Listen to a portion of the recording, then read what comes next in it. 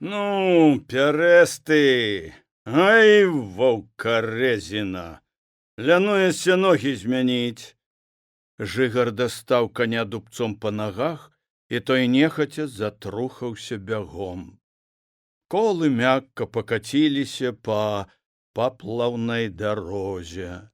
Жыхар паправіў касу, якая была запрэжана і ляжала ў возе. Здаецца, лета, цяпло, а зранку в адным пінжачку і не тое, каб халаднавата, але от неяк свежа.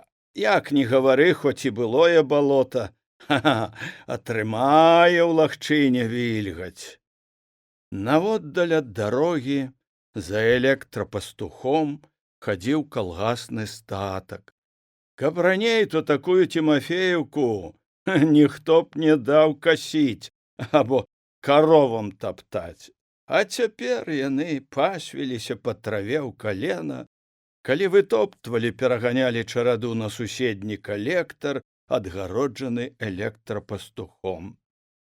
А на гэтым падсявалі ўгнаенне і нават палівалі, каб трава падрастала. Всё ж пасля меліярацыі на ўробленым людзьмі балоце запасіў на зіму сена і калгас сабе, і людзям хапала, і пашы трымаў вунь якія, што некалі і не сніліся. Ганялі кароў на пустых папарах і хацелі, каб малако давалі. Пярэсты прабег крыху і зноў перайшоў на свой прывычны роўны ход. Жыгар не падганяў яго, каб не калаціцца ў драбінах, бо поплаў кончыўся, і дарога пайшла па цвёрдай зямлі, і адразу ж павеяла цяплом, як ад нагрэтае печы. Жыгар неўзабаве скіраваў каня на вузкую зарослую піжмай і крываўнікам мяжу, якую невядома на што пакідалі паміж палеткамі. Сінія галошкі выйшлі з жыта да сонца. Бярозка абвіла жытнёвыя сцябліны, цягнулася ўгору. З другога боку ад мяжы расла бульба. Ліст на ёй пажаўцеў мясцінамі, а сям-там і высахлі сцябліны. Жыхар з'ехаў у лагчыну да невялічкага лужка сярод поля. Жыта вымакла ўвесну, і да лужка можна было пад'ехаць з возам. Толькі зрэдку тырчалі сям-там жытнёвыя сцяблінкі, праменькія, з пустым коласам. Такія лужкі былі на кожным полі. У іх стаяла цёмная балотная вада, дно было гразкае. Самае спякотнае лета лужкі перасыхалі зусім, і гразь камянела, трэскалася. Цяпер трактарамі, калі аралі восенню, лужкі заворвалі амаль зусім, а некаторыя і зусім заворвалі. На месцы гэтых лужкоў шэра бялеўся глей, і ўсё роўна на іх месцы нічога не расло, бо вымакла, вымакала яшчэ вясной. А калі трымалася дажджлівае лета, то зноў пачынала брацца асака, трава. У засуху ж, акрамя травы, разарваныя лужкі пачыналі зарастаць ваўчкамі і драсёнам. Лужок, да якога прыехаў жыхар, не араўся ніколі. Ён быў вялікі, у куп'і ў пояс чалавеку, і на купінах высока і густа расла асака. І толькі ў самым цэнтры стаяла вада, маленькая лапінка, якой, не высыхала нават у самае гарачае лета. Праўда, пакрысе меншаў і гэты лужок. Па ўскраі яго на тупкім расла доўгая тлустая трава. Жыгар злез з воза, выпраг каня, прывязаў яго ляйчынай за куст, потым уваткнуў касцё ў зямлю і абудзіў ранішнюю цішыню нязвыклым звонам мянташкі аб касу. А потым взмахнуў касой, адчуў, як яна мякка мякка і напорыста увайшла ў траву. Вільготная мяккая трава рэзалася лёгка і густа клалася пракос. Такую траву прыемна касіць, гэта не цімаеўка з цвёрдымі, як сцяблінамі, і пахне тая пакоша не гэтак. Лёгка і плаўна хадзіла каса, і кошля была прыемная Жыгару, як і ўся сялянская работа. Ён рабіў яе з дзяцінства, ён ведаў, як рабіць яе, толькі не трэба было яго вучыць ці тузаць. А ўвесь век вучылі і тузалі. Усё нехта то зверху, то збоку правіў Жыгару. І ў калгасах, і нават на сваім пляцы. Всё абрэзвалі, ўсё абагульнялі, карову з хлява выводзілі. Цяпер на пенсіі урэшце ён можа рабіць, што захоча, і гэтак, як хоча. Праўда, Кіршчэня сказаў, што за гэтую кошлю на лужках калгас будзе браць грошы. А за што браць грошы? За тое, што Жыгар высушыць траву, дасць сена карове, а потым здаць гэтае малако, і яно пойдзе і калгасу ў залік? А, ды гэта не бяда, это не тое, што было, это не страхагенты, не падаткі, не ўпаўнаважаныя з раёна. Во папасалі яны Жыгара, асабліва пасля вайны. Ну, таго хлеба солі, які ён вынес немцам. Ну, ўсё роўна, як ён прыяў тым немцам. Вынес, каб не чапалі, каб не пабілі ці не папалілі ўсіх. Хай сабе і пра сябе думаў, але ж выходзіла, для ўсіх добра ад таго хлеба солі было. Партызанам жа памагаў потым всю вайну. Пад узмахамі касы нават і пра тое непрыемнае думалася лёгка і балюча. У пракосе ішлося вольна, і Жыгар толькі зрэдку спыняўся, каб падмянціць касу. Ён гэтак захапіўся кошляю, што не пачуў гук матора, і камбайн угледзеў зусім блізка. Камбайн сышоў з дарогі ў жыта і спыніўся. Жыгар адразу ж пазнаў куляша. Ды і хто з маладзейшых у гэтакую рань паедзе ў поле? Цяпер хоць і спаборніцтва, і грошы добрыя плоцяць, а ў поле выязджаюць, калі ўжо насохне салома, тады круцяць дапазна. А кулеш прывык яшчэ з таго часу, калі ў МТС працаваў. Вось ён пры доме быць не любіць, яму трэба ісці ў людзі, каб з людзьмі. На пенсію пайшоў, а ўсё роўна хоць газаўшчыком прыстроіўся, каб быць на цэнтральнай. Жыгар уваткнуў касу і пайшоў да куляша, які ўглядаўся, хто косіць, і невядома ці пазнаў. Са шпрыцам у руках ён хадзіў каля камбайна, падглядаў яго. Жыгар ішоў няспешным гаспадарскім крокам, як чалавек, які таксама не спіць і робіць работу, не тое, што іншыя. Але ўсё ж нешта быццам і мулялася. Трэба было растлумачыць куляшу. Спаважная хада надавала ўпэўненасці. «Дзень добры, Иванович!» — павітаўся Жыгар, падаў руку. «Дзень добры, дядька Хведар! Вам і на старасць год няма спакою. Цяпер жа ніхто ўжо не збірае сена пры дарогах». «Не збіраюць, чакаюць гатовага з калгаса, а я варушуся. Не зраўняеш сена, зробленае самім, і Тимофеевку з балота. Яно то не зраўняеш, але з-за клопату». Кулеш усміхнуўся. Хударлявы, рослы, в акуратнай чыстай спецоўцы, ён выглядаў і маладым, і вясёлым нейкім. «А ты, Ян, на пенсіі як памаладзеў, даль Бог, хоць у сваты цябе вязі». Жыгар асекся, спахапіўся. З Куляша, мабыць, і так ужо жартуюць за гэтыя сібірачкі.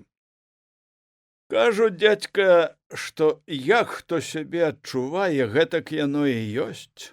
Калі маладым, то малады, калі старым, то стары. Яно бывае і ў старасці, што на маладое пацягне. Ага, калі зусім на маладзенькае, то і кажуць, што здзяцінеў чалавек. У Куляша быў вясёлы настрой, яму прыемна гаварыць было са старым Жыгарам, які ўсё сваё жыццё з дня ў дзень, з цямна да цямна нічога, акрамя работы, мабыць, і не ведаў. Ды і сам Кулеш усё некуды спяшае, і як у прорву тое назараблянае, амаль нічога ад яго не асталося. Радасцей тады не было, часу не ставала на радасць. А ў запас радасці не назбіраеш. Цяпер Кулеш ведае гэта, калі жыццё прайшло і назад яго не завернеш. А як Павел твой? Ён жа ў цябе начальства. Павел у Сібір у камандзіроўку на лета ўсё паехаў. І мае раз'ехаліся. Ты яшчэ маладзейся, а я ўжо часам, як скруціць хвароба, аж завыць гатовы сабакам. У іх сваё жыццё, ім там лепш жывецца. І моя Мар'я, бач, задрала голову ў горад, як карова ў канішыну, на старасць год. Ты свае Мар'і не знаеш. Яна як панясе, дык панясе. Раптам засмяяўся Жыгар. Ну, ляйчына як пападзе пад хвост, то панясе, это я ведаю. Гэтага добра з мяне за век хапіла. Кулеш згадзіўся весела, быццам усё тое было з некім другім. Жыгар глядзеў, як Кулеш спрытна завіхаецца са шпрыцам. Баба, Ян, цёмная сіла. Дна гэтай цёмнай сіле і канца няма. Это як пашанцуе каму. І калі любіць яна каго, то і жыццё жыве, як песню саспявае чалавек. А як не, то ўсё будзе то не гэтак, то не так, то сяк напераўкасяк. Альбо і зусім разваліцца. Не, бабская натура нязменная. А так, жывеш, а ўспомніць і няма чаго. Кулеш паклаў у скрынку з інструментамі шпрыц, паглядзеў на Жыгара і прамаўчаў. Падумаў пра нешта сваё. А ты хіба адзін? Без памочніка? Запытаўся Жыгар, каб перавесці гаворку на другое. Жолуда мне далі. Мабыць, перапіўся учора, не аб'явіўся пакуль што. Пад абед, калі хочаш, прыйдзем. Ай, прападае мужчына з-за гарэлкі. Хоць бы лячыць яго адправілі. Туды яго нельга, ён на туберкулёзным уліку. Дык ты сёння за дзень і шумнеш гэтае поле? Папытаўся Жыгар. Ну, калі мой ветэран не паломіцца, то сажну. Як душа моя чула, што трэба браць падводу і травой дадому весці. А то кароў пусцяць і прапала маё сена. Дадому забраць надзейней, згадзіўся Кулеш і палез у кабіну. Жыгар паволі пайшоў назад да свайго лужка. А цікава, калі падумаць пра таго ж Кулеша і пра дачку Русакевічаву. Як яны любяцца? Ну, зусім як маладзенькія. Хаця і ён, Жыгар, тады быў не намнога маладзейшы, чым Кулеш цяпер. Праўду сказаў Кулеш, што калі не адчуваеш сябе старым, то і не стары. Ён тады не адчуваў сябе старым. Пра гэта і не думалася. Цела было здаровае, паслухмянае, усё спраўнае, усё на месцы, а таму пра ўзрост, пра гады не думалася. Тады яшчэ пляцы не абрэзвалі, па 60 сотак мелі. І тады яшчэ на пляцах сеялі збожжа, часцей жыта, бо хлявы саломаю крылі, і трэба было рамантаваць стрэхі, перакрываць. Сеялі жыта на пляцах на кулі. І схапіць гэтыя снапы з поля дадому было толькі пасля работы адвячоркам. Жыгар у той дзень вазіў калгасныя снапы ў гумно і ўжо ехаў у канюшню выпрагаць коня, калі Мар'я Куляшова ад малатарні ішла. Моцная, у лёгенькай цеснаватай на ёй сукенцы, з касынкай на галаве і з сахаром у руцэ. Садзіся, Мар'я, подвязу. Ай, вы б лепш, дядька, коня далі, снапы з пляца привезці. Поехали. Хто ж табе накладзе? Ці я ўжо гэтакі ўломак? Ой, дядька, ну то дзякуй вам. Я думала, сама накладу, а Паўлік бы падаў. Паўлік твой яшчэ малы, снапы цягаць. Жыгар шлігануў коня ляйчынаю по баку, Мар'я сядзела побач з ім на аглабіне, і ён адчуваў цеплыню ад яе цела. А твой ударнік жне ўжо недзе? Жне. Камбайн яму далі гэтае лета. Ну, на камбайне хоць заробіць, не тое, што мы тут. Павінен зарабіць, а так на чорта гэтакая работа, што і дома не стыкаецца. І гэта праўда. Пры гаспадарцы мужчына дома патрэбен. Всё з-за гэтага заработку гонішся. Мар'я была быццам незадаволена заробкамі мужа. Ужо пачынала цямнець, але не спала яшчэ дзённая гарачыня. Мар'я лёгка падавала яму на воз снапы, ён глядзеў на яе плечы, на яе рукі, на всю яе налітую спелым жаночым сокам і сілай. І гэта хвалявала яго. Воз наклалі хутка, уціснулі, калі ўціскалі, і Мар'я притулілася да Жыгара, то плячо было на дзіва гарачае і мяккае. Дадому Мар'я пайшла на прасткі, каб адчыніць вароты на двор і прыгатаваць на таку месца, куды скідаць снапы, а Жыгар паехаў наўкруга па дарозе. Сонца ўжо чырвона села за небасхіл, але цямнела паволі, як і заўсёды ўлетку. Снапы Жыгар скідаў прама на ток, а Мар'я стараніла. Потым ужо рукамі падаваў з воза, падносіў іх у гумно. Яны не гаварылі больш нічога. Жыгар толькі адчуваў, што хвалюецца ўвесь. Гэтае хваляванне панавала ў паветры, і яно ішло ад Мар'і. Калі яна брала ў яго з рук сноп і выпадкова дакранулася да яго рукі,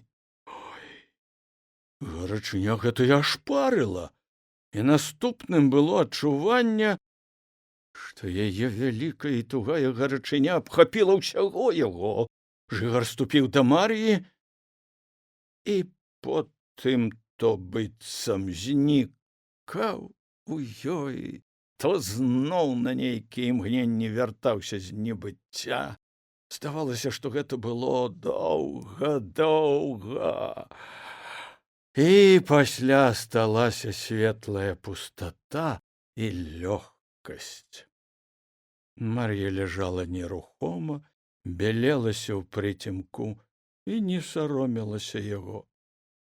Яна не вярнулася яшчэ са свайго бяспамятства. Жыгар ціха, асцярожна выйшаў з гумна, выехаў з двара, і пакуль ехаў, стоячы ў возе, адчуваў, што не можа супакоіцца. Трымціць кожная крывіначка ў яго целе. Раз дзён колькі Мар'я перастрэла яго ля кузні, павіталася. Можа б мне касу пабілі, дзядзька, а? Жыгар убачыў, як блішчаць яе вочы, і зноў ад яе голых рук, ад усяго цела пачуў тую самую цеплыню, якую адчуў у той адвячорак, і зноў захвалявалася ўсё цела, затуманілася ў галаве, нібы вочы яе ўцягвалі ў сябе. Не, манечка, не, у мае гады ніхто мне такога не даруе. Ты маладая, табе можна. Як ведаеце, дзядзька, усміхнулася яна і не спяшалася пайсці. І потым яшчэ неаднойчы Жыгар лавіў позірк яе вачэй, затуманена бліскучы, які прыцягваў да сябе. Жыгар роўна махаў касою. Цяпер ён не адчуваў сабе нават і следу таго хвалявання. Ён і тады, і цяпер думаў пра тое, што Куляшу не пашанцавала з жонкаю, бо ведаў, чаму і чаго рыкае Мар'я. Але так уладкавана ў свеце, што нічога само па сабе не праходзіць і не даруецца. Здавалася, жыццё пражылі Куляшы, а трэба было з Сібіры ехаць сюды Русакевічавай дачцэ. І хутчэй за ўсё абаім ім, ёй і Куляшу, радасці мала будзе. Жыгар да абеду скасіў і наклаў на воз траву, прывязаў яе вяроўкамі, каб не раскідалася, а Куляшоў камбайн спорна снаваў па полі, і жытнёвая палоска у вачавіткі меншала і меншала. Голас Усцінкі Мар'я пазнала адразу, ды і чуваць было добра, быццам побач стаяла Усцінка. Вечар добры, моя халупка. Ты думала, што я забылася пра тое, што з табой гаварыла? Ай, дамовілася я з маёй суседкаю. Запішы яе тэлефон. З якою суседкаю? Не зразумела спачатку Мар'я. Ну, з тою на танцы разам схадзіць. Дзякуй, цётка, не трэба. Якія тут танцы? Трэба паехаць дадому, хоць памыць там, што прыбраць. Яно трэба, мабыць, табе паехаць. Я Маню Михаілаву на днях на Камароўцы сустрэла была. Прадаваць яблыкі яна прыязджала. Дык яна мне расказвала, што вярнулася з Сібіры дачка Русакевічава, настаўніка, таго, што некалі да нас з акадэміі прыехаў, а Кіршчэня выдаў тады нацдэма. Адкуль вы ведаеце, цётка? Папыталася Мар'я.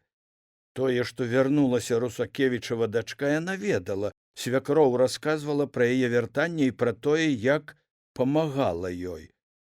Гэта тады ўсе ведалі? А хто ж яшчэ? Ён жа актывістам быў. Усюды ўрагоў тады арыштоўвалі. І яго арыштавалі. Пра гэта я чула тады, як медсястрою рабіла. І Марозік фельчар, і курганчык многае расказвалі пра тое, што рабілася. І пра Кіршчэню. Ён жа быў як каршачок над усімі. Колькі мой амерыканец яго папагадзіў, папаіў гарэлкаю і кілбаскаю папакарміў. Ой, моя ты, галубка, даўно гэта было. А настаўнік чалавек новы, прыезджы. Дык мне, ведаеш, што Маня расказала?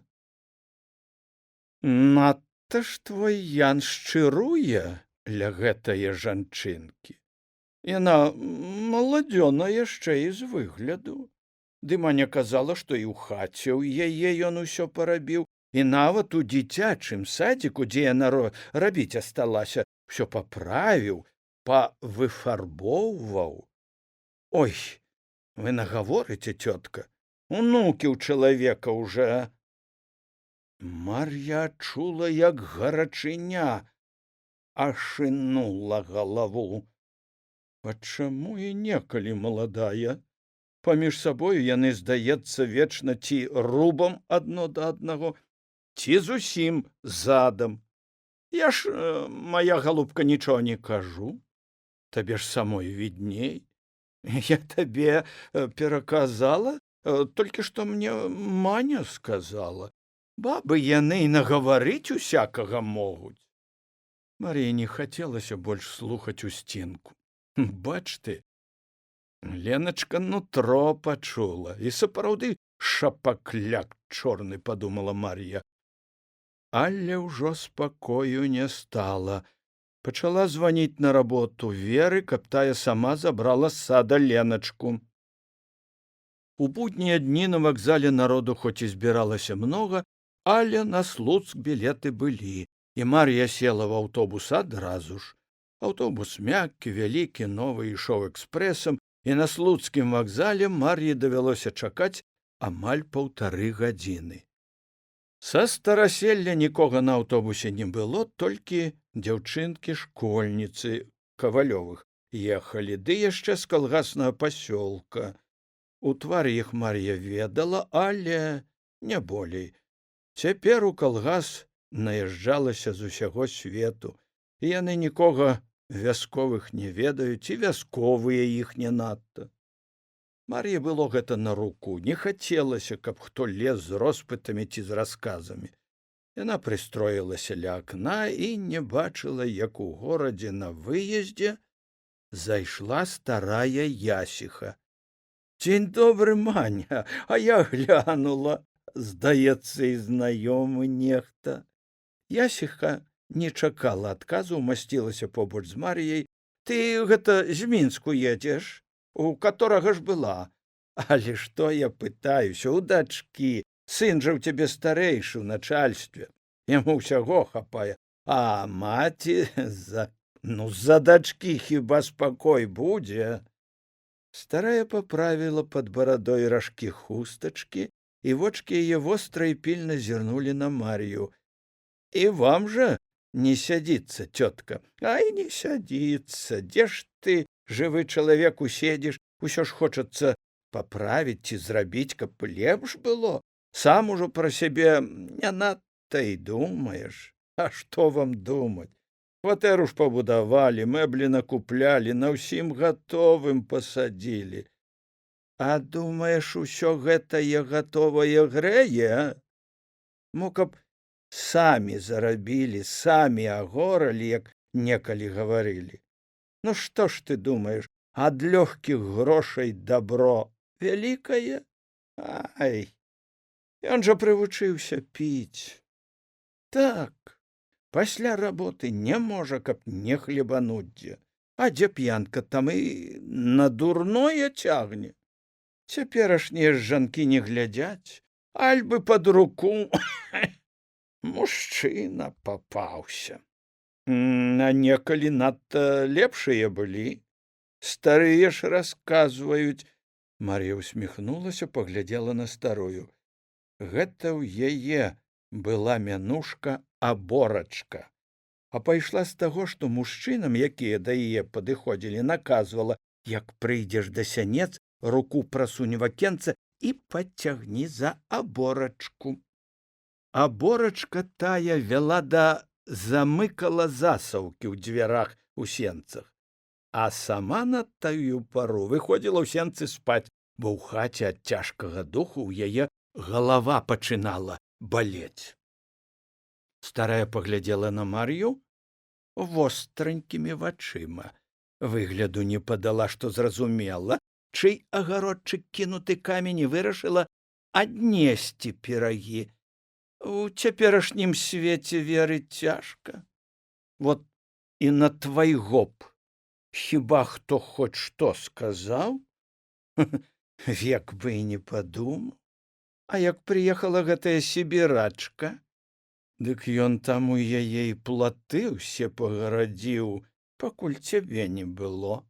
Мала што ў хаце ўсё абрабіў, дык і ў садок следам пайшоў. Яна дзяцей у калгасны садок устроілася даглядаць, дык і ён ля яе цэлыя дні тыя дзіцячыя гушкалкі быццам бы рамантуе, і адрамантаваў, і нават павыфарбоўваў. Ну, ўсё роўна, як і работы ў старога мужчыны няма больш. Старая гаварыла моцна, каб чуў увесь аўтобус. Я б на тваім месцы завязала б ёй на голаў спадніцу і па вуліцы б з крапівою голую прагнала. От страх у вялікага памог жанчыне плот загарадзіць.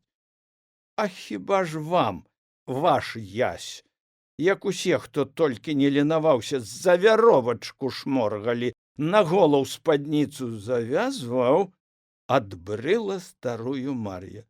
Хлопцы, якія сядзелі ззаду, рагатнулі. Вот даюць старушкі. Мар'я не стала чакаць, пакуль старая пачне аскірзацца, бо сварыцца тая ўмела, устала і пайшла бліжэй да дзвярэй. Але злосць ужо бушавала ў грудзях, і з аўтобуснага прыпынку Мар'я шыбавала дадому, не пераводзячы духу. Старая Люба, як угледзела нявестку, па тым, як яна прэ нібы ласіха на прасткі з аўтобуса па разорцы між бульбоўніку, здагадалася, што да Мар'і дайшлі чуткі. Мар'я павіталася са свекрывёй, уляцела ў сенцы, выклала з сумкі ў буфет прывезеныя батоны і хлеб, шмарганула нечага ў хату, вярнулася адтуль, ёй нібы цесна было ў хаце. «Есці хочаш? У мяне макарона зварана», прапанавала старая, як быццам нічога і не заўважыла. «Не хачу я есці, а Ян дзе?» «Жне? Ён жа зноў на камбайн пайшоў». «Жне? А можа, яшчэ і малоціць начамі?» «Можа, і малоціць, ты сама ў яго папытай». Старая Люба адказвала роўна, спакойна, хоць у самой трымцела нешта ў грудзях. «Ты менш слухай, што чужыя языкі наплятуць». «Ага, можа, пачакаць, пакуль клунак звяжа і зусім да гэтае курвы пяройдзе? Кніжку туды ад мяне, ад дзяцей занясе?» Мар'я не верыла, што ў Яна няма яшчэ аднае ашчаднае кніжкі, на якой ён назбіраў грошай, тых, што не аддаваў ёй. «Не пляці дурнога, якія грошы ў яго? Дурную з мяне робіце? Не, я так сядзець не буду, я іх гэтак развяду, што дзесятаму закажуць, я ім любоў пакажу». Мар'я пакруцілася па хаце яшчэ, а потым пашыбавала на двор, з двара на вуліцу. Прадчуваючы нядобрае, старая Люба выйшла на двор, потым у вулачку, ціха і душна на дварэ, і людзей нідзе не відно, толькі дзіцячыя галасы чуваць. Дзеці гулялі на вуліцы, і нават гарачыня не перашкаджала ім, і раптам гэтую цішыню ўзарваў трубны Мар'ін голас. Старая Люба не могла разабраць слов, але крык ператварыўся ў гвалт, умяшаліся другія галасы. Крык чуўся з былое панскае сядзібы ад дзіцячага садзіка. Мар'я дабралася да свае суперніцы і, як сава зайца, мабыць, драла яе. Калі выходзіла з дому, Мар'я яшчэ не ведала, што будзе рабіць. Ногі міжволі самі панеслі да хаты Русакевічаў. І прыглядацца не трэба было. Платы і варотцы падрамантаваны, павыкошвана ўсё пустазелля. Мар'я нават ткнулася згарача на двор, але на дзвярах у сенцы вісеў замок. Цераз агароды выйшла на гуменную дарогу і адтуль пакурэла да дзіцячага садзіка. Час быў пасля абеду. Галя паклала дзяцей спаць, а сама прысела насупраць адчыненага акна ў альтанцы з кнігаю. Змалку яшчэ бацька прывучыў яе чытаць. Было чуваць, як на кухні кухарка Каця і нянечка Волька ціха бразгаюць, мыюць посуд. Галя ўгледзела жанчыну, мажную, рослую, незнаёмую, якая адваротцаў заўважыла яе ў альтанцы і павярнула туды. «Вот ты якая курва сібірская! Дак гэта ён мяне высадзіў, а цябе пасадзіў у матацыкл. Чаго вытарашчылася? Я табе бельмы твае бястыжыя выдзеру. Мала табе тых, што па ўсім свеце скаланула. Дак ты і сюды дабралася? Ціха, дзяцей пабудзіце, ступіла ёй насустрач Галя, і ў той жа час твар балюча апякло. Мар'я растапырыла пяцярню і паласнула суперніцу па твары. Я з цябе кудлы гэтыя завітыя выдзеру!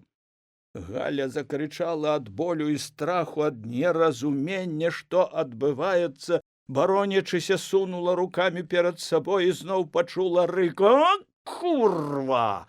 Дык ты яшчэ пальцамі ў вочы цаляеш? А вот табе! Я цябе голую ў людзі выпушчу!» Мар'я рванула на суперніцы кофтачку. У гэты час з будынка выбеглі Каця з Волькаю, кінуліся да разлютаваныя Мар'і. «Што ты робіш? Чалавека скалечыш!» Жанчыны павіслі ў Мар'і на руках. Галя адскочыла ўбок, прыкрываючыся разарванай кофтачкай, адчувала, як пячэ ў твар, як солана ў роце ад крыві. «Сюдою, за гуменнем! Іванаўна, бяжыце дадому, дадому бяжыце!» махала на Галю рукой старая Волька. «Я табе ўсе вокны вымалачу! Я цябе, курва, бягом назад у тваю Сібіру запру!» Мар'я бачыла, як суперніца бокам, нібы спатыкаючыся, ішла за гуменнаю дарогаю дадому. Мар'я яшчэ спрабавала вырывацца, але вырывацца ўжо не было чаго, і яна крычала, каб усе ведалі, крычала ўсё, што магла, каб чулі ўсе. Яна ганьбіла і верыла, што ад гэтай яе ганьбы нікому не адмыцца. У вокны на яе спалохана глядзелі дзеці. Кулеш заўважыў, што машына, якая адвозіла збожжа, едзе насустрач камбайну, хоць у яго намалочана толькі трэць бункера, і ён не падаваў машыне знаку. Машыны звычайна чакалі пры дарозе, пад'язджалі пасля сігналу.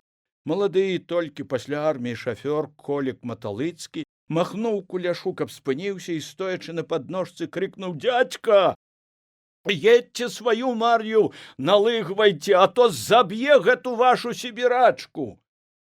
Сказанаму Ян паверыў адразу ж. Можа, было прадчуванне, што нешта павінна здарыцца. Занадта добра і лёгка было яму апошні час. Можа, таму, што Толік гэтакага не мог прыдумаць і пажартаваць з ім.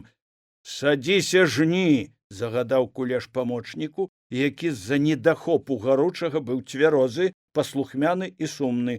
«Паехалі!» – не то загадаў, не то папрасіў ён Маталыцкага.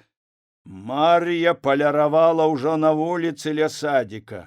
Крыху збоч стаялі Каця з Волькай, наводдаль з веласіпедамі, і без іх малеча, якая збеглася на крык. «Авой, малады прыляцеў!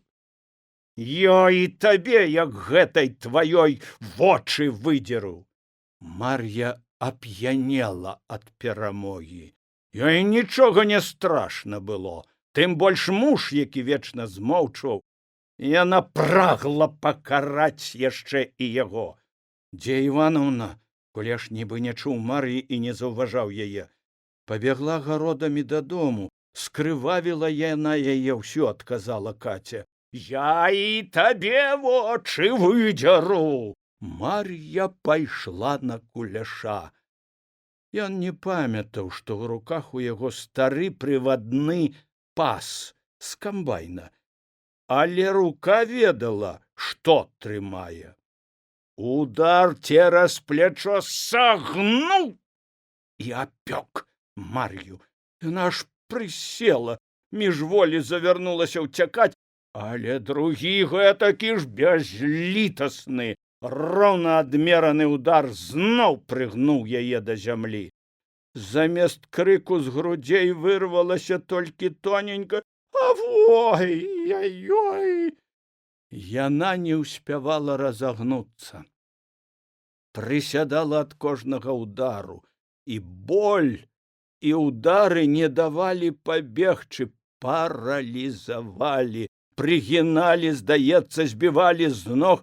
Кулеш гнаў жонку вуліцай і роўна, раз за разам адмерваў, паўтараючы толькі адно: «Гэта табе за ўсё!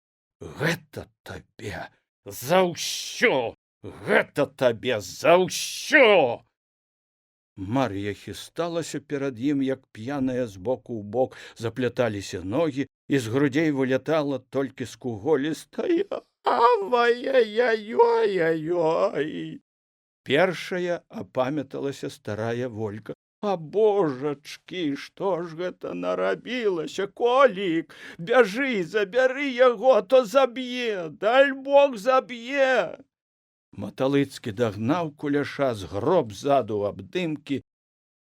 Кулеш не вырываўся, толькі паўтарыў след жонцы, якая скуголіла і ў косікі ішла па вуліцы: «Гэта табе за ўсё!».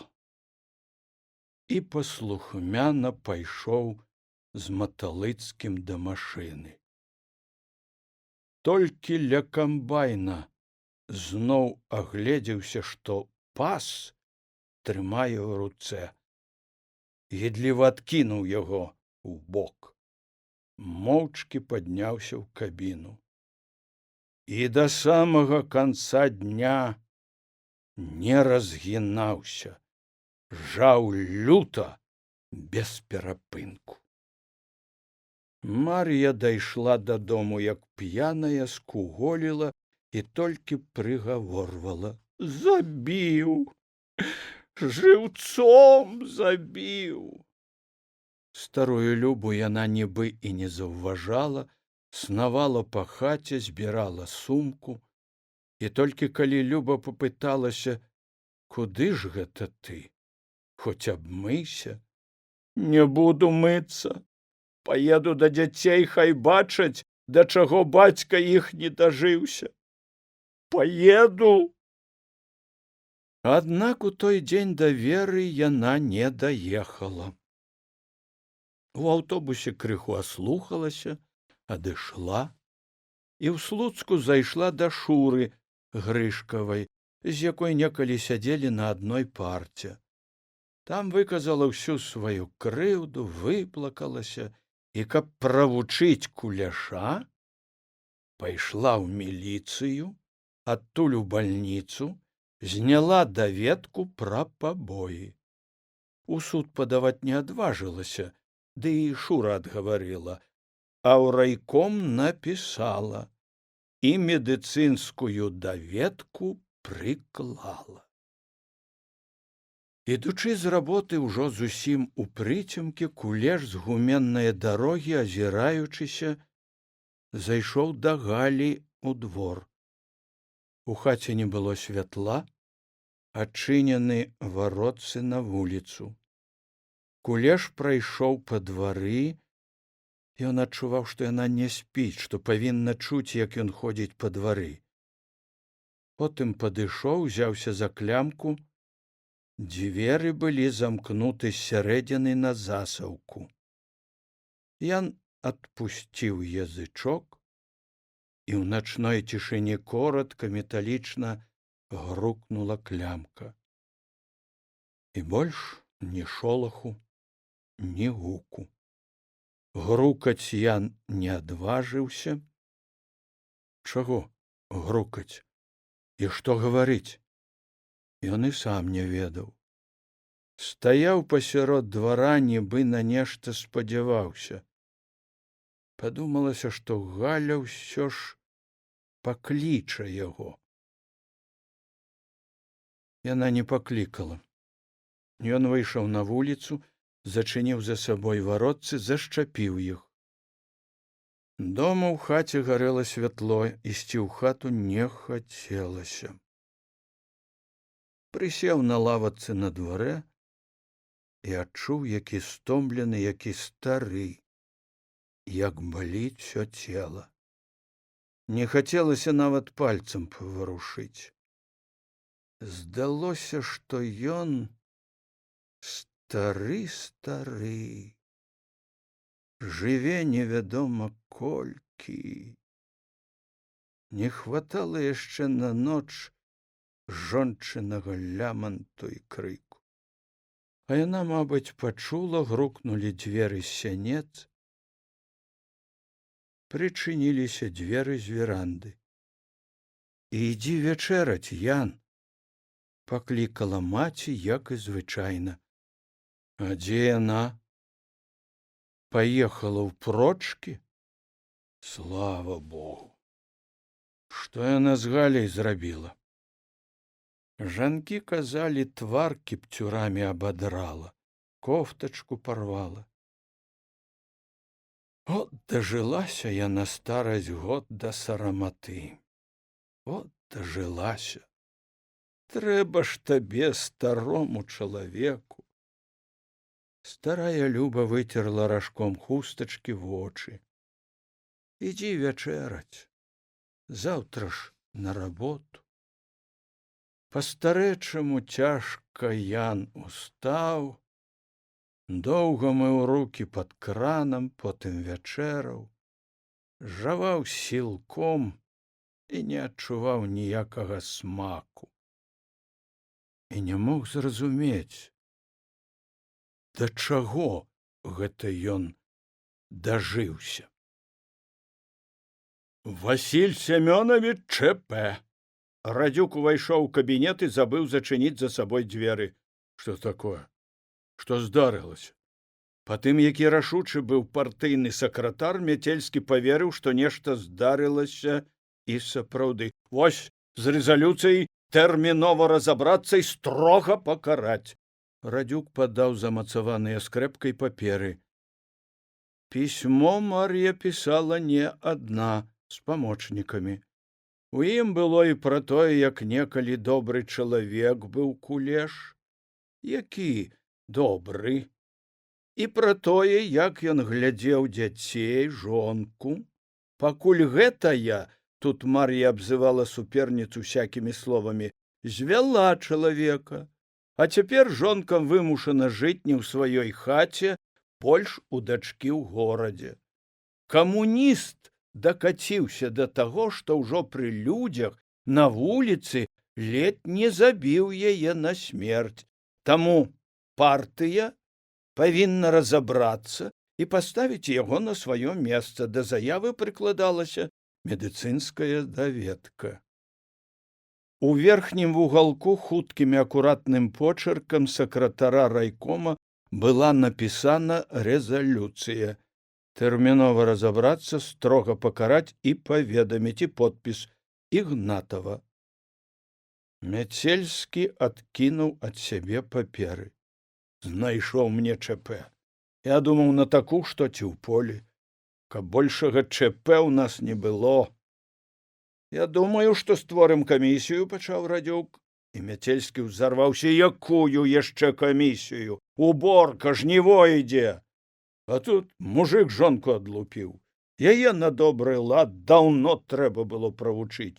Ты гэтага не знаеш, я знаю, усе знаюць. А з чым разабрацца? У Куляша, можа, ўжо таго і моцы няма, што-небудзь бабе зрабіць. І як? А гэтак, як на старасць бывае. Дык што нам яго? На камісію адпраўляць? Адпраў? Няма ж такіх камісій. Затое спяцоў пісаць рэзалюцыі і выконваць хапае. Ладно, збірай партыйнае бюро. І без усякіх мне там расследаванняў і камісій. Другім пытаннем стаў гэтае асабістае, а першае абходзе жніва. Зразумела, Васіль Семёнович. Радзюк упарна паглядзеў на Мяцельскае, ягонае зразумела мела свой сэнс. Але Мяцельскі прытварыўся, што не адчуў гэтага, апусціў вочы ў паперы і не падняў галавы, пакуль парторг не выйшаў з кабінета.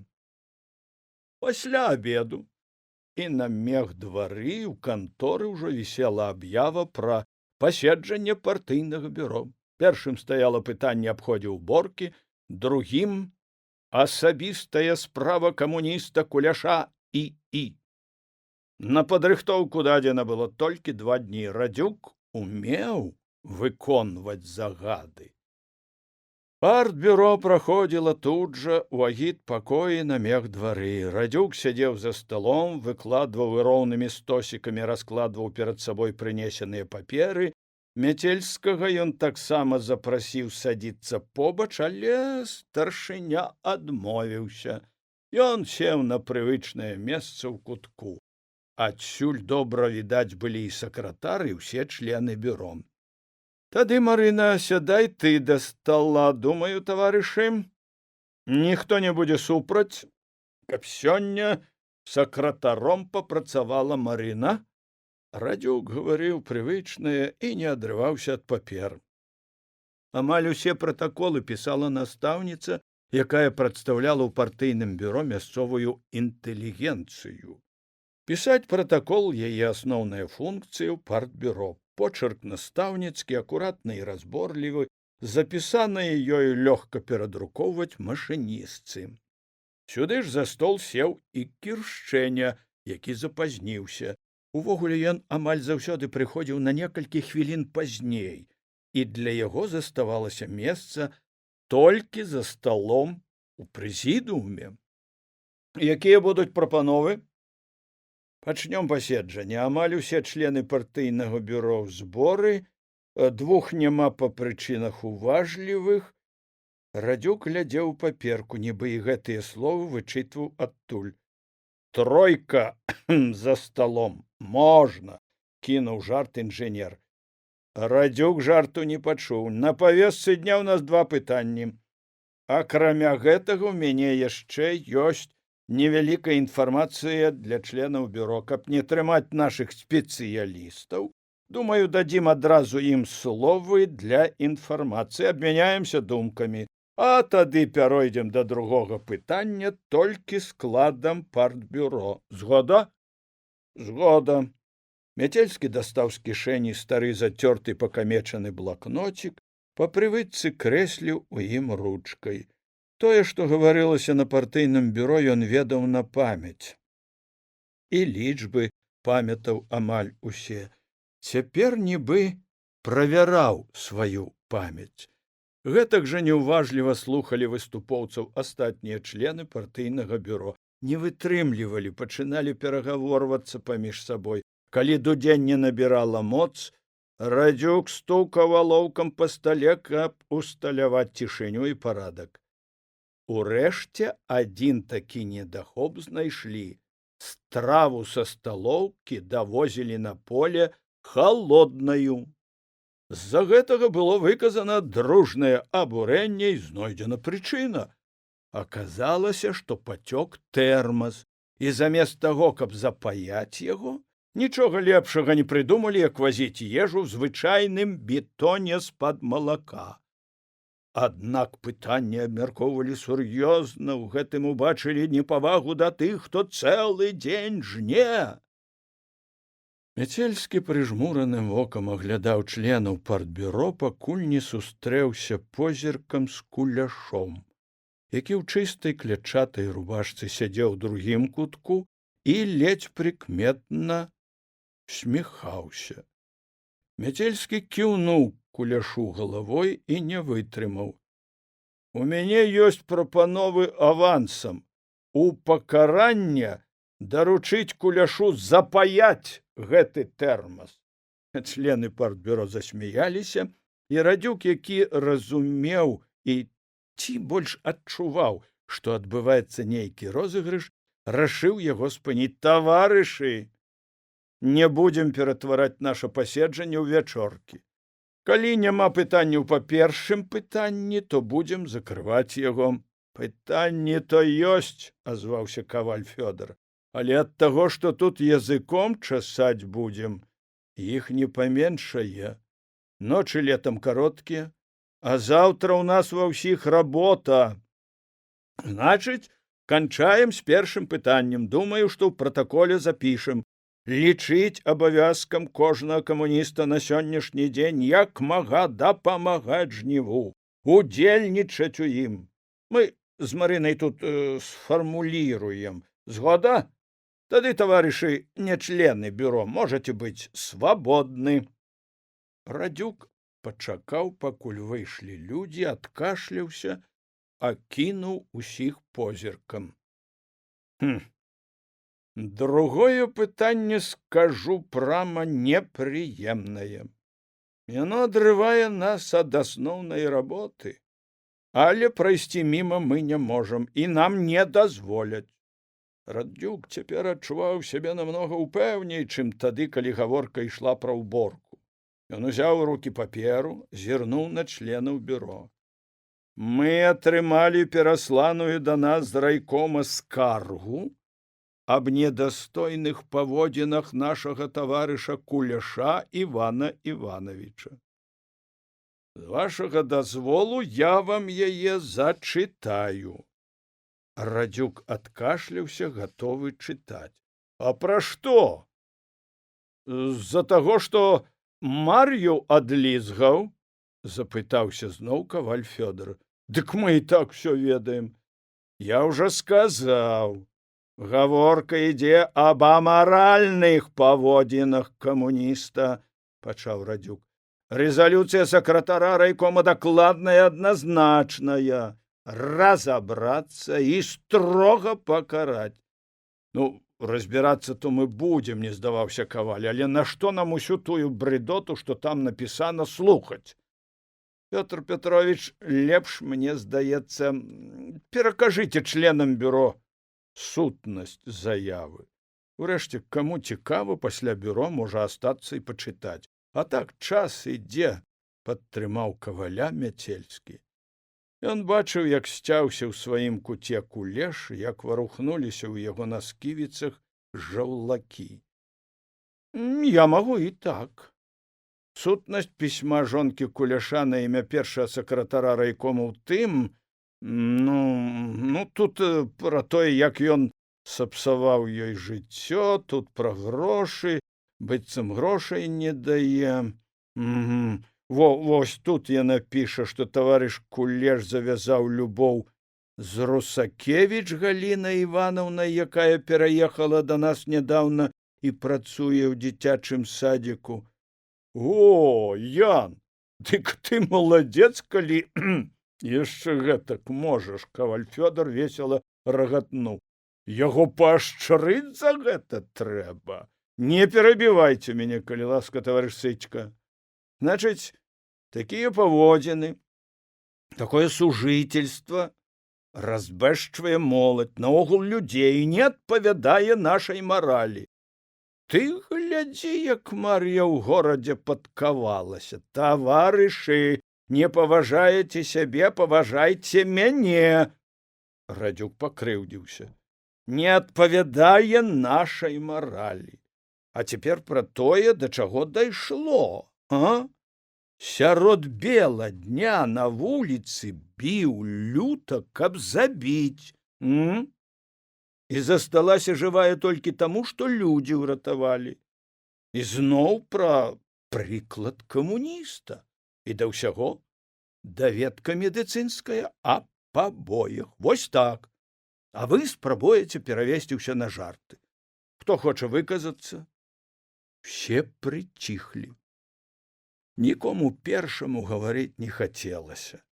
І тады цішыню перапыніла Марына. Дык, можа, паслухаем самога Івана Івановича? Тут чулі, што пра яго гаварылася. Цяпер паслухаем, што скажа ён сам. Праўда гэта ці няпраўда? Кулеш паволі ўстаў.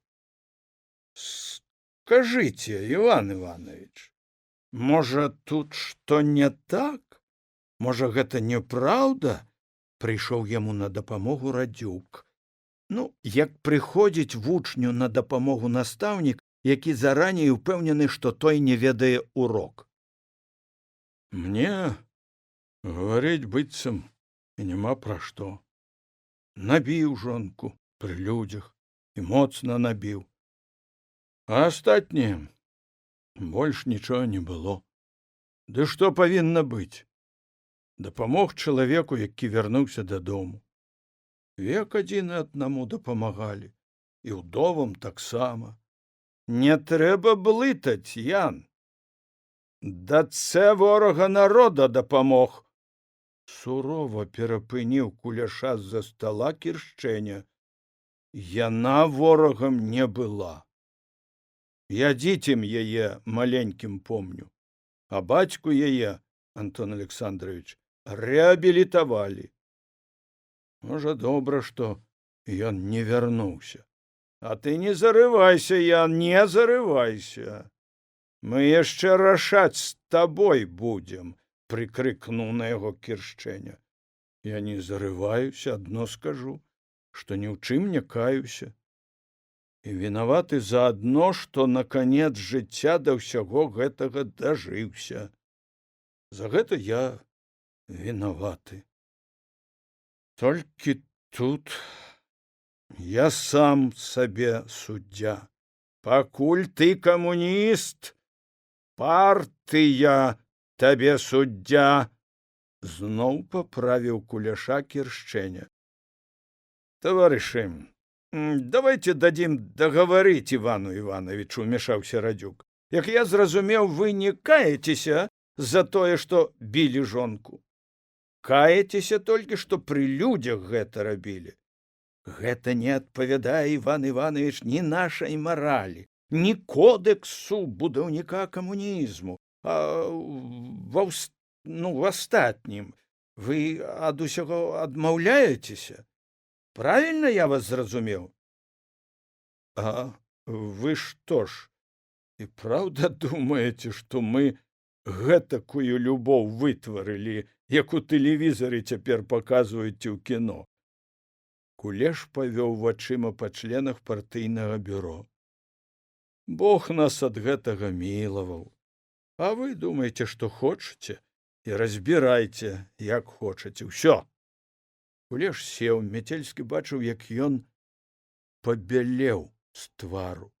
Гэтая бледнасць абмаладзіла яго стары твар, і ў сваёй рашучасці, у зазлаванасці ён напомніў таго маладзенькага Кулеша, які забег да іх у шпітальны шалаш.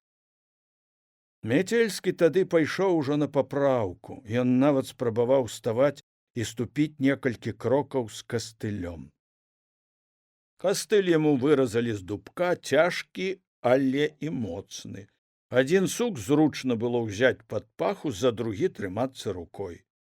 Зранку далятала да шпіталя духавая музыка. Іграў партызанскі духавы аркестр. Некаму з начальства прыйшла гэтая думка ў голову. Тэрмінова з усіх атрадаў сабралі музыкантаў, знайшлі ў насельніцтва трубы, і сёння аркестр іграў савецкія песні і маршы. У лесе на паляне на ўзгорку была падрыхтавана драўляная трыбуна, яе абклалі дзёрнам, аздобілі дзеразой, адсюль меліся выступаць прамоўцы, пасля прайсцілі яе парадам партызаны. Всё гэта рыхтавалася ў гонар свята кастрычніка.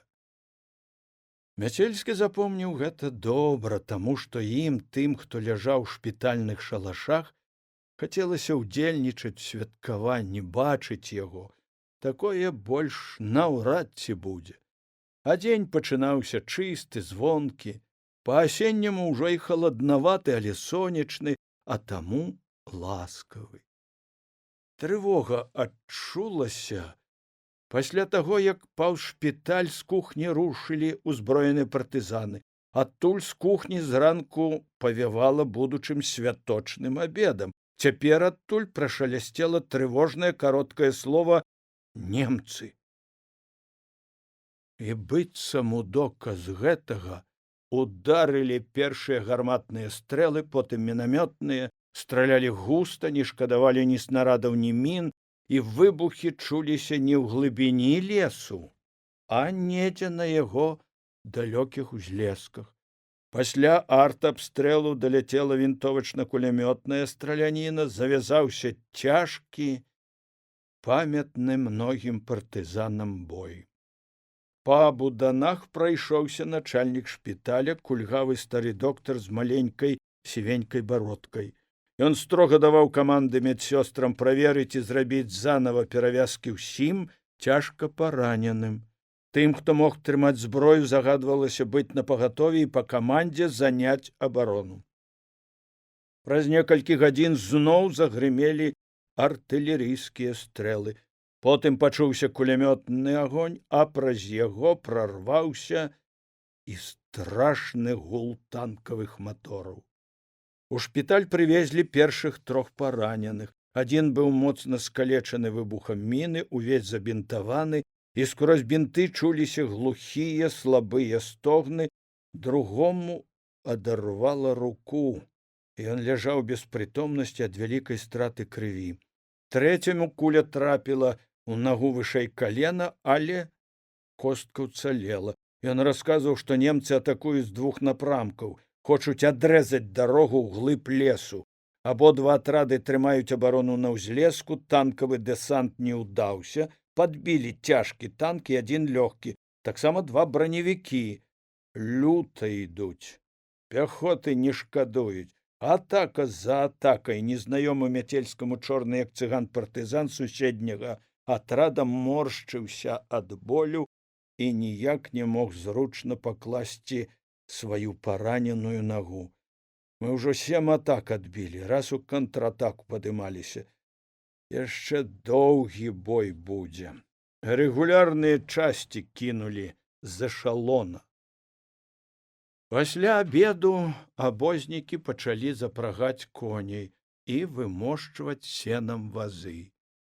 Вось тады Мяцельскі ўбачыў Кулеша. Той прыляцеў у шпіталь конна, зрушаны, разагрэты боем, перадаў начальніку шпіталя загадкам брыга. Ён ужо завярнуў каня, каб ляцець далей сваёй дарогай, калі Мяцельскі паклікаў яго. «А, ты тут, Васіль?» – запытаўся ён. «Я і забыўся. Як там? Пруць, атака за атакай, п'яныя. Нашы як?» «Даём прыкурыць», – нахіліўся з каня і паведаміў. «Камандзіра з Варашылава забілі, контратаку хадзілі. Дадзержымся да цямна?» «Дадзержымся». Ян быў малады, упэўнены ў тым, што пачуў ад старэйшых людзей. Але трывога, якая пачулася ў голасе Мяцельскага, затрымала яго. «Ты не бойся, Васіль, все нармальна будзе. Я сюды яшчэ заскочу». Недзе ў 4 гадзіны пасля таго, як пакармілі недавараным святочным мясам, параненых пасадзілі на падводы і рушылі ўглыб лесу. На ўзлеску яшчэ чуўся бой, партызаны адышлі з пазіцый, як сцямнела, бо трымаць бой больш з рэгулярным войскам не было чым. Кончыліся боепрыпасы. Кулеш дагнаў тады шпітальны абоз, знайшоў Васіля. Мяцельскі тады зразумеў, што ён знарок шукаў яго ў тым абозе, і ад гэтага спакайней рабілася на душы. Невядома яшчэ было, чым і якім болем стрэне іх наступны дзень. Але назаўтра той жа радасны Кулеш прынёс у шпіталь і другую навіну. Раніцаю фашысты рушылі да чыгуначнай станцыі. У гэты дзень партызаны хавалі тых, хто загінуў.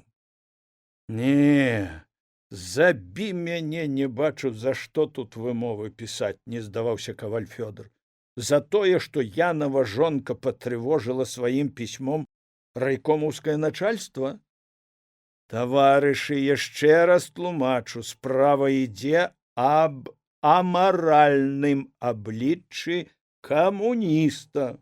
Напомню вам, што сказаў в сваім нядаўнім выступленні Леонид Ильич пра чысціню нашых радоў. Калі справа трапіць у раённую камісію, там дабавяць, але тады ўжо і нас будуць разбіраць», – гнуў сваю лінію Радзюк. «І правільна зробяць, калі дабавяць.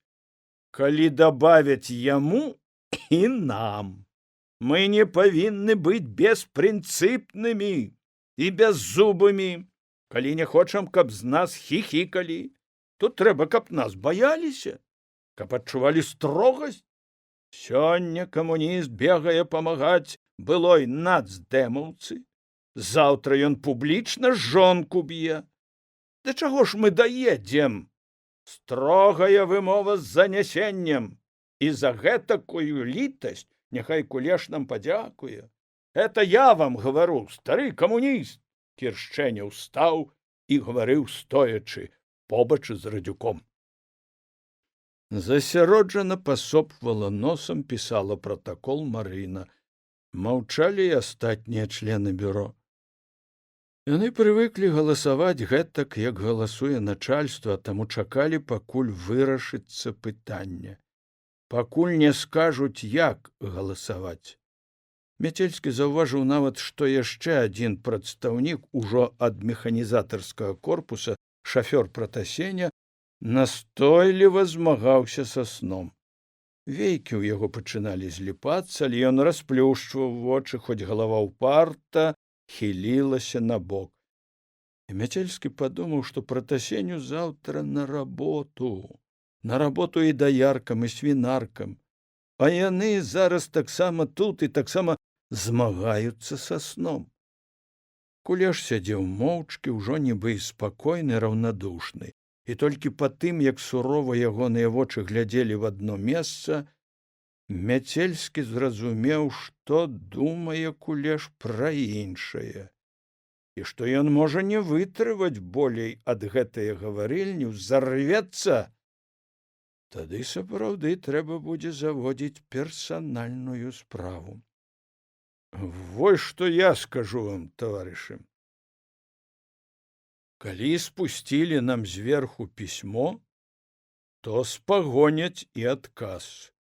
На мой бы розум, дастаткова было б нам абмежавацца абмеркаваннем паводзін Кулеша на партыйным бюро. Нашто забягаць наперад, караць, каб застрахавацца? Нам трэба закрыць пытанне. І мы яго закрываем. Вось моя прапанова. І ніякіх строгіх, ніякіх запісам.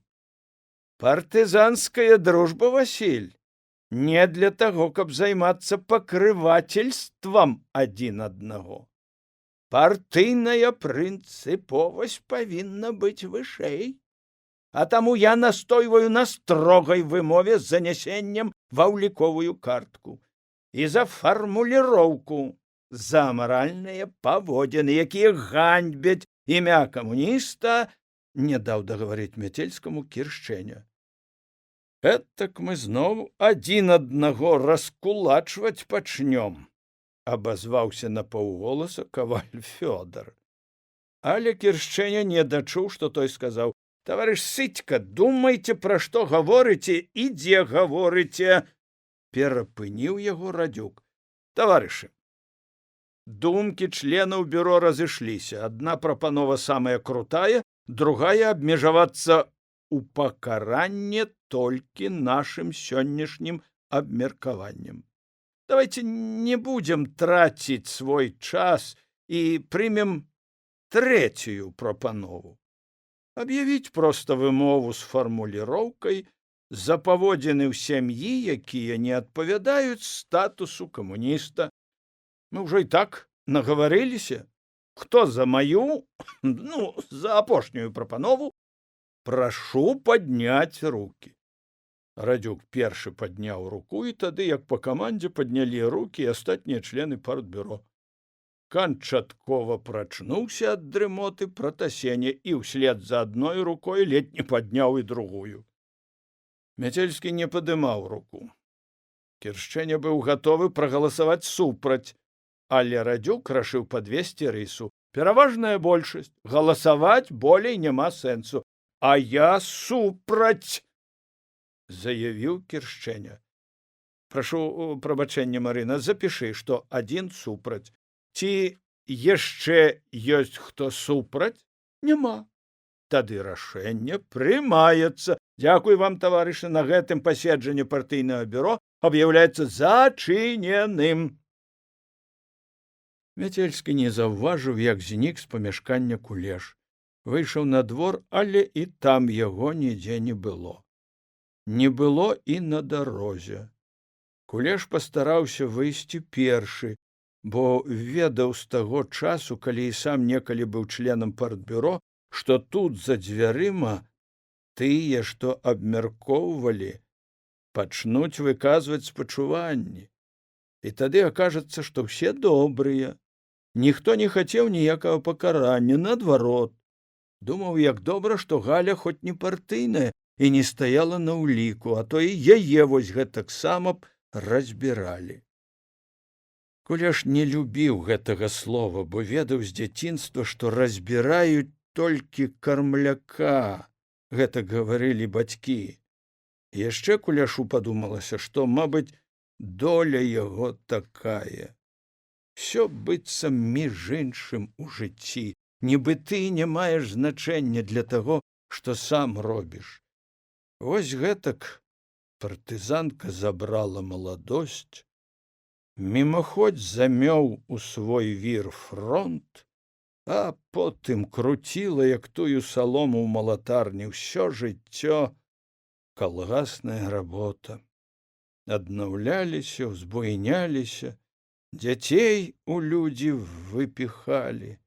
Чаго толькі не рабілі, нават камунізм будавалі, а ўсё для некага іншага, лепшага, толькі не для цябе самога.